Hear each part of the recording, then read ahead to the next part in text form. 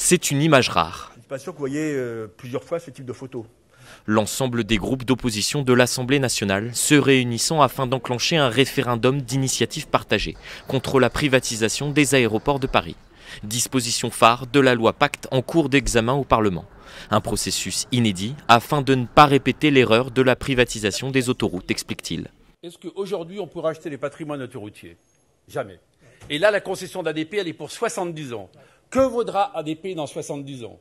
Jamais l'État, Gilles, tu l'as très bien dit, ne pourra revenir en arrière. Une annonce accueillie fraîchement par la majorité. Qu'à 48 heures du vote définitif du texte du pacte au sein duquel sont les privatisations, qu'à 48 heures d'un vote définitif, alors même que ça fait 18 mois que ces sujets sont sur la table, l'ensemble des oppositions fassent une conférence de presse, je pense que c'est un beau signal, c'est une belle manœuvre de politique politicienne. Le combat est loin d'être gagné.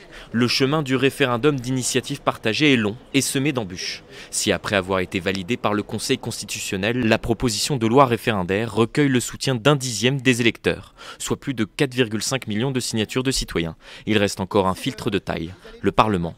Les deux chambres peuvent rejeter l'idée d'un référendum. La République en marche étant majoritaire à l'Assemblée nationale, le processus a donc de grandes chances de ne jamais aboutir.